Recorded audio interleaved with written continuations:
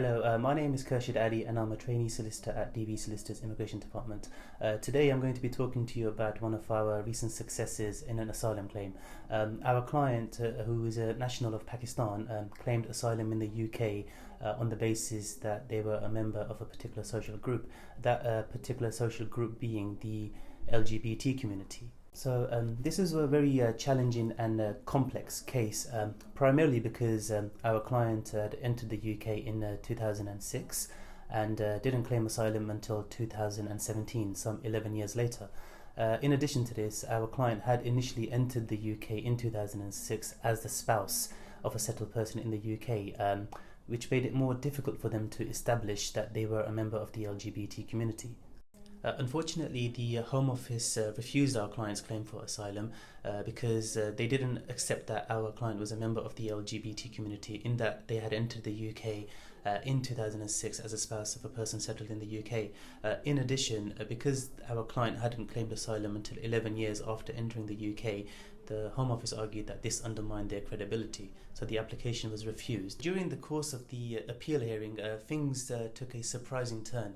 The Home Office's argument now was that our client was not a member of the LGBT community, but instead they were a person who was transgender, and in light of this, they could return to Pakistan because transgender people in Pakistan currently enjoy rights, and therefore our client couldn't demonstrate that he had a well-founded fear of persecution upon return to Pakistan.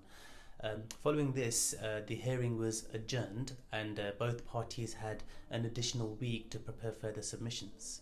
In preparation for the second hearing, we did a lot of research and got together a lot of independent expert analysis, all of which was supportive of the fact that the key question is not what a person's gender identity is, but rather what their sexual orientation is at the date of the hearing.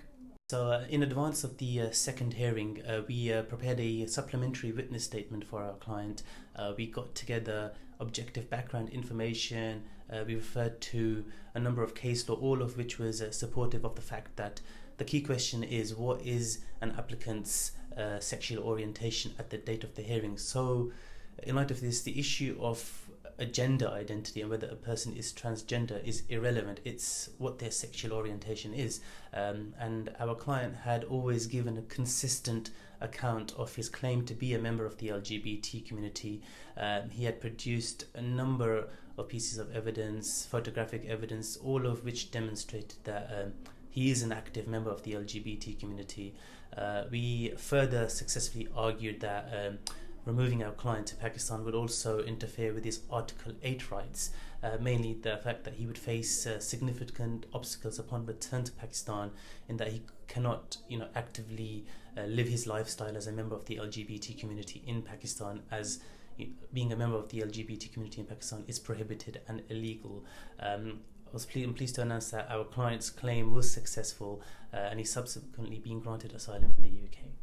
If you feel like you have a genuine claim for asylum and would like assistance, please don't hesitate to contact our offices, and one of our immigration specialists will be happy to sit down with you to give you an initial 30-minute free consultation and to discuss the options available to you.